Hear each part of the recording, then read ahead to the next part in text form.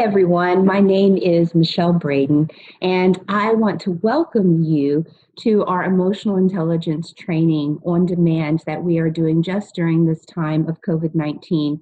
Typically, this is a half to full day training program that we customize for organizations. It includes a workbook and emotional intelligence assessment.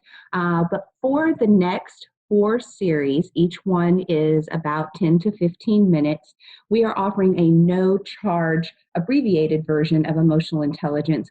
We feel like now more than ever during this time of this pandemic, emotional intelligence is needed for us personally as well as professionally in our lives. So this is a series of 4 videos focusing on the 4 aspects of emotional intelligence.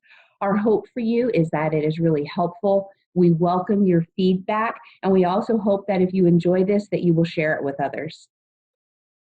So again, my name is Michelle Braden. I'm the president and CEO of MSBCoach. We're a boutique executive leadership and executive coaching firm and team building firm located in Charlottesville, Virginia. We do international work, and I'm going to be the one leading you through these next 4 sessions. So an overview of what we're going to talk about today, and this first session will be just a little bit longer than the other 3 as we lay a foundation of what is emotional intelligence. So we will identify what is emotional intelligence. So what's the big deal? Why are we even doing this? We'll talk about business and emotions. The 4 sessions focus, which are the 4 areas of emotional intelligence. Today's focus, which is defining self-awareness.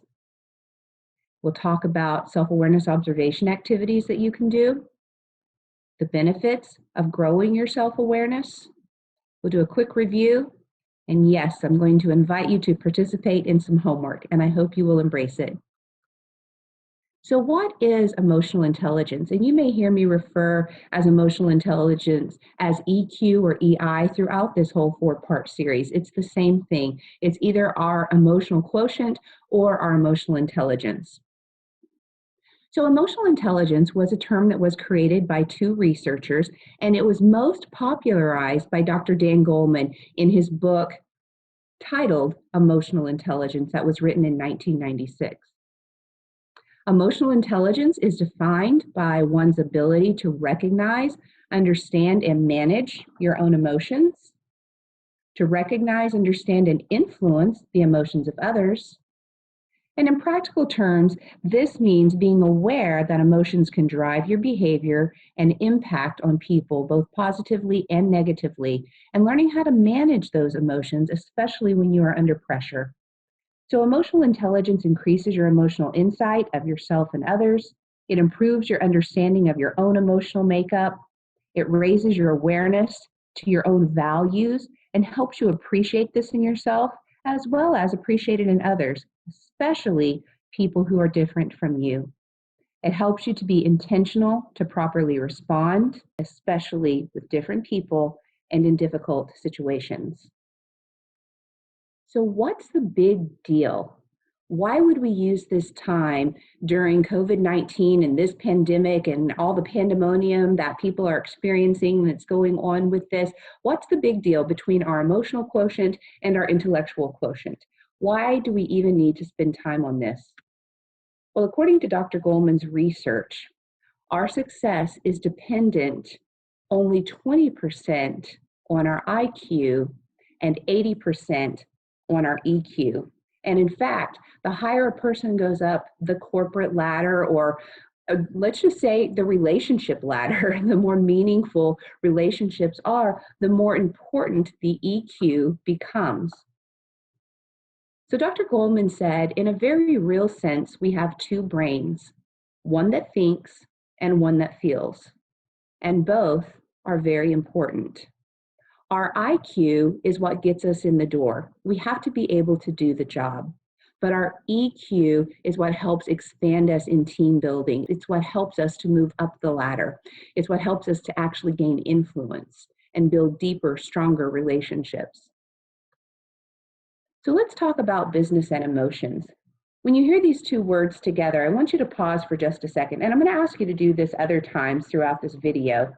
And I want you to think, What first comes to mind when I say business and emotions?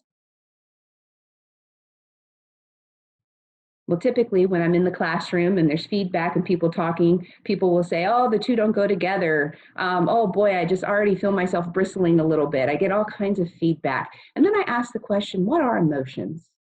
So I want to invite you to take just a moment. What are emotions to you? How would you describe emotions? So if you want to pause the video, you can, but take just a moment and jot down your own definition of emotions.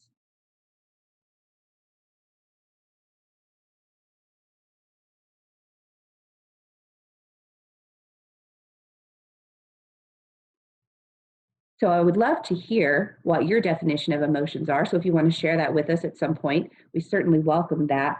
But emotions are positive and negative feelings that we experience. Our emotions can be conscious or they could be subconscious. So, next question, are emotions good or bad? What first pops into your mind? When I'm doing this in a live classroom, I get a variety of answers. But what's most important is, what does it mean to you? We are given feelings or emotions to relate, a mind to think, and a will to choose, and emotions to feel.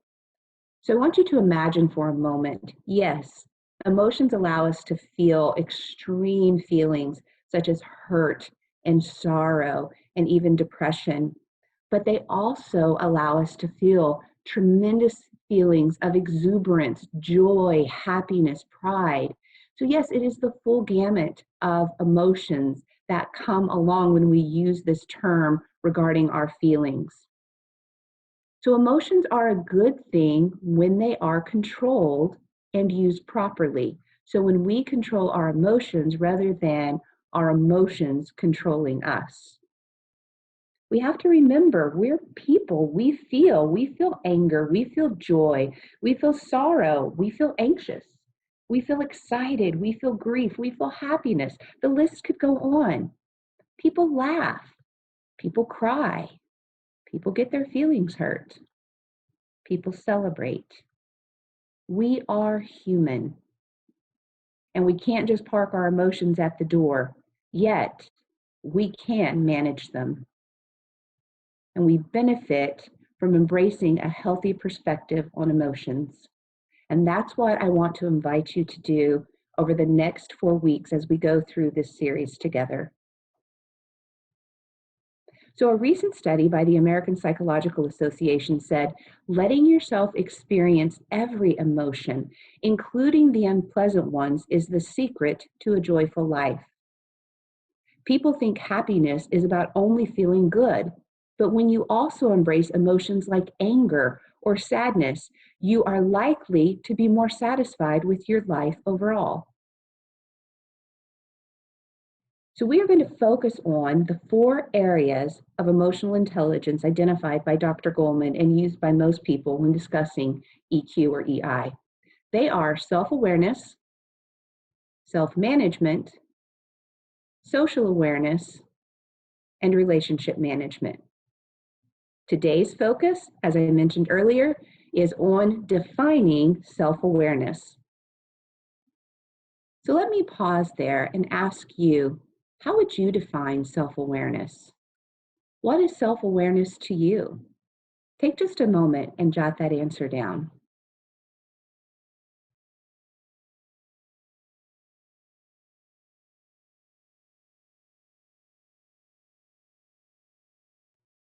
Great, thank you for taking a moment to do that. So, self awareness is the awareness of what's happening internally inside of you. It's being aware of your own emotional state, no matter what that is. Remember, we talked about a lot of different emotions already that go on inside of us. It's also being aware that more than one emotion can go on at the same time. And I love pausing here to use this story. And I typically, when we're in a live class, I'll ask you, how many of you have teenagers or have raised teenagers? So we could also say this true of younger children, but with teenagers, this really seems relevant. How many of you have ever had a teenager that was late from curfew? They weren't answering their phone, they didn't answer text messages, and they come in half an hour late, even only 15 minutes late. Do you feel frustrated and angry at them? Of course you do, because you were worried, you were stressed. But do you also feel relieved and like you want to give them a huge hug at the same time? Most of us would say yes. That is an example of more than one emotion going on inside of us at the same time and recognizing this is normal. Emotions can also operate unconsciously. We all have biases and prejudices and values, or someone who reminds us of someone else, maybe someone who hurt us, maybe someone who we really like. And unconsciously, without even realizing it, we may be connecting to this person or pushing away from this person. So emotions can be happening and operating in our minds unconsciously. And the more we pay attention to them, the more we are able to be self-aware of what is going on inside. I like to say, whenever I first meet someone and I have that experience of, oh, I really liked that person, I like to peel back the onion to figure out what was it that I really liked about them. Or just the opposite. If I meet someone and I say, oh, I didn't care for that person, I also want to peel that onion. Why was it that I felt like I didn't care for that person? And was that valid? Sigmund Freud said, unexpressed emotions will never die. They are buried alive and will come forth later in uglier ways. Wow, that is a powerful quote. So let's talk about some self-awareness observations that you can do. So, because this is going to be part of your homework that I'm going to invite you to participate in. So I first want to invite you, when you have a situation, whether it's a joyful situation or a situation that caused you anger, caused you sorrow, but a situation where there were a higher level of emotions than normal, I want to invite you to, first of all, be aware of what the situation is and think of things like who was involved in the situation. Who is involved really makes a big difference. Is it someone that you like, someone that you don't like, someone that you know really well, don't know very well, someone that is a superior to you, someone that is subordinate to you? How does the who impact the situation? Why are you even having this conversation? What's important about it? What is being discussed? Where is it being discussed? Now, we don't have right now the hallways like we typically do, but sometimes when a conversation is discussed in a hallway or discussed in your boss's office, that where may create some discomfort or an uncomfortable situation. So being aware of the where. Would it have been different if it were discussed in a different place? Would it have been different if other people weren't around or involved? Next, what was your mood? What was your state of mind? What was the state of mind of other people? Could you give yourself a little grace here? Maybe you were just irritated. Maybe you didn't sleep well last night. Maybe the kids have you frustrated. Maybe that's true for the other person as well, and we could give them the benefit of the doubt. Again, not asking you to change anything. I'm just asking you to raise your awareness in the situation. Next, what was the outcome? What worked? What did not work? How would you like the outcome to be different? Or what are some of the things in the outcome that you might like to be the same? What factors in this conversation are in your control? And I want to take just a moment here to remind you, you can only control yourself. You cannot control others. But this also comes in the form of maybe you're frustrated at something at work over a decision that was made over, let's just use hypothetically, a budgeting issue. Well, if the budget is not in your control, then that is not something that you are able to have control over. Now, you might be able to have influence over it, but if it is not in your control, you have to determine how you want to respond in that situation. And then last, what factors can you not control? So I hope you'll take just a moment to either take a screenshot of this or a photo of this, because this is something that will really help you peel back situations to have a better understanding of why and how you are responding. And you may say, well, Michelle, what's so important about that? Because in order for us to change and adjust our responses, we really need to pull back and understand the why. You know, I like to use the example when we wake up and we say, oh, I just woke up on the wrong side of the bed. Well, the truth is there is no wrong side of the bed. But if we take the time to peel the onion just a little bit, we can realize like, oh, I didn't get very much sleep last night. The dog woke me up. I had my phone by the bed. My child or children didn't sleep very well. I was worried about a lot of things. I had too much coffee before I went to bed. I had too much sugar. I had too much to drink. All the different things that might have impacted you.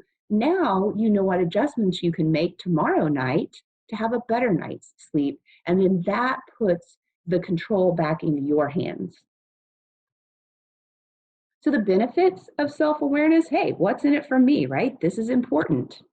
It helps us to gain awareness of different emotions going on internally inside of us.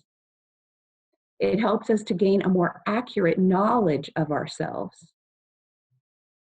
When we do this, it certainly helps us to be more comfortable in our own skin.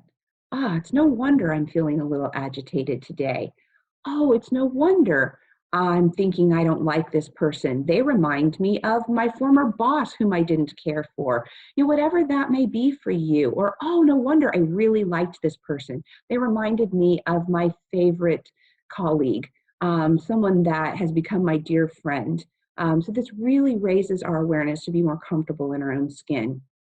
It helps us to accept our emotions, why we're feeling the way we're feeling. Also knowing and we're going to talk next time about self-management, but recognizing I can be aware of these emotions and then determine how I want to move forward with my behavior on them. But also knowing I can accept that, yeah, I might feel angry right now, or I might feel really sad, or I might feel hurt. That doesn't mean I have to stay there forever, and I can choose not to, but I can accept that I'm feeling that right now. Next, when I'm able to accept my feelings and realize that I'm human and this is natural and normal, I can feel more emotionally balanced. Also recognizing I can choose not to stay there. Next, it helps us to live more in harmony with our own emotions and internally with ourselves. When we practice these things, it will definitely increase our own self-confidence. So therefore, we begin showing up differently in the world. So for a review, we talked about what is emotional intelligence, what's the big deal about it. We looked at the 80-20 principle. We talked about business and emotions. Then today, for this area, we focused on defining self-awareness. We discussed some self-awareness observation activities. We talked about the benefits of self-awareness. And now we're doing a review. And last but not least, I want to share with you and invite you, and I hope you'll join me, to participate in some homework. And before we do that, I want to share this quote with you by Brian Tracy that says, "You perform better when your thoughts, feelings, emotions, goals, and values are in balance." So think about that while you're doing your homework over this next week. So I want to invite you to choose a time to be intentional to journal at least once a day for the next week. Now, when I say to journal, you can do notes on your phone. You can actually write on a paper or a notepad, which is what I really encourage you to do because something happens that's more powerful when we actually write out with our hands, but whatever works for you. I've even had people who have drawn pictures. As long as it's symbolic and you're taking the time to journal. Now, I'm going to share with you what I want you to journal. I want you to identify different situations and feelings that you are having and experiencing. Now, this is a really good opportunity to use that self-awareness observation list that I went through with you earlier. You can journal more than one time a day if you choose. So if you realize in a moment you're having this, really euphoric experience, you went for a walk, it smelled like fresh cut grass, you could hear children playing, and you just want to capture that moment, capture that. And what were you feeling? What was going on? Or, you get really frustrated with your kids, with your significant other. You're feeling really lonely. No one else is there in the house, and your heart is aching. Take a moment, capture those moments throughout the day, or choose a specific time during the day to do that. Remember, don't make this difficult, you guys. Make it a joyful time. When I say journal, I invite you to just take like 5 minutes. Now, some of you may want to take more, that's great, but don't make this difficult. Keep this simple. This is just about a learning opportunity to learn more about your emotions. Now, there's also some tools that help. You know how they say there's an app for that? So a couple of things that I recommend, and I'm sure you have more to suggest, but there's one called Mood Meter, Calm, Simple Habit, Inner Balance, or there's also a little brain reading. This is a device that you would purchase and it comes, you download the app to go with it, and it's called Muse. So there's a couple of things that you can check out if you want some alternatives to just the journaling. So my name is Michelle Braden. This is my contact information. Feel free to reach out to me if you want to learn a little bit more. But next week, we will publish part 2, then the following week, part 3 and part 4. So you have all 4 of them that you can put together to share and learn on your own, to share with others. But we hope that you will give us your feedback throughout this. And we hope most of all that this has been helpful and beneficial to you. Thanks so much. And until next week, have a great rest of your week.